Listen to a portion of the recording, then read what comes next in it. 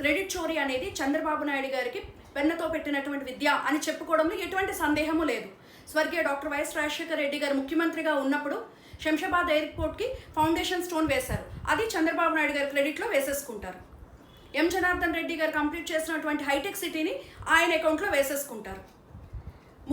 జగన్మోహన్ రెడ్డి గారు ముఖ్యమంత్రిగా ఉన్నప్పుడు ఆయన కంప్లీట్ చేసినటువంటి మూలపేట పోర్ట్ని చంద్రబాబు నాయుడు గారి క్రెడిట్లో వేసేసుకుంటారు. జగన్మోహన్ రెడ్డి గారు ముఖ్యమంత్రిగా ఉన్నప్పుడు ఆయన తీసుకొచ్చినటువంటి సచివాలయ వ్యవస్థ కానీ, ఆయన తీసుకొచ్చినటువంటి అమ్మఒడి పథకాన్ని కానీ ఈయన ముఖ్యమంత్రి అయిన తర్వాత పేరు మార్పిడి చేసి ఆయన క్రెడిట్లో వేసేసుకుంటారు. ఇప్పుడు బెంగళూరులో కడుతున్నటువంటి క్వాంటమ్ సిటీ కూడా ఆయన చంద్రబాబు నాయుడు క్రెడిట్లోనే వేసేసుకుంటారు. నందమూరి తారక రామారావు గారు స్థాపించినటువంటి తెలుగుదేశం పార్టీ కూడా చంద్రబాబు నాయుడు గారు స్థాపించారని ఆయన అకౌంట్లోనే వేసేసుకుంటారు. అందులో భాగంగానే ఈరోజు భోగాపురం ఎయిర్పోర్ట్ కూడా ఆయన క్రెడిట్లోనే వేసేసుకున్నారు.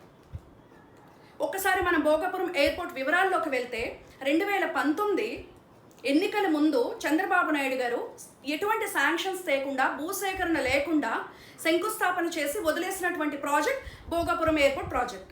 జగన్మోహన్ రెడ్డి గారు ముఖ్యమంత్రి అయిన తర్వాత దానికి కావాల్సినటువంటి భూసేకరణ చేసి, దానికి కావాల్సినటువంటి శాంక్షన్స్ తీసుకొచ్చి, అక్కడ ఉన్నటువంటి లీగల్ ఇష్యూస్ అన్నీ కూడా క్లియర్ చేసి, సెంట్రల్ గవర్నమెంట్ నుంచి కావాల్సినటువంటి పర్మిషన్స్ తీసుకొచ్చి, అక్కడ ఉన్నటువంటి రైతులందరికీ కూడా అవసరం ఇవ్వాల్సినటువంటి పరిహారాన్ని అందించి, మరి 2023 మే 3వ తేదీన జిఎంఆర్ గారి సమక్షంలోనే ఫౌండేషన్ స్టోన్ వేయటం మనందరం కూడా చూసాం. ఆ రోజు గ్రంథి మల్లికార్జునరావు గారు మాట్లాడినటువంటి మాటల్ని మనం ఒకసారి గుర్తు చేసుకుంటే, స్వర్గీయ డాక్టర్ వైఎస్ రాజశేఖర రెడ్డి గారు ముఖ్యమంత్రిగా ఉన్నప్పుడు హైదరాబాద్ ఎయిర్పోర్ట్కి ఫౌండేషన్ స్టోన్ వేశారు.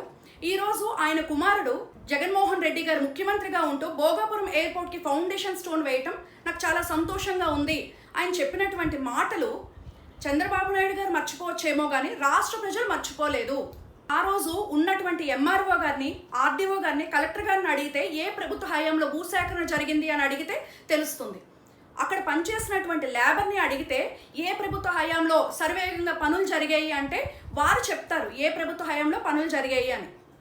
మీరేదో చంద్రబాబు నాయుడు గారు లేకపోతే వాళ్ళ పత్రికలో చేసినటువంటి పబ్లిసిటీని జనాలు నమ్మే పరిస్థితుల్లో లేరు. తస్మాత్ జాగ్రత్త, ఎన్నికలు వస్తున్నాయి.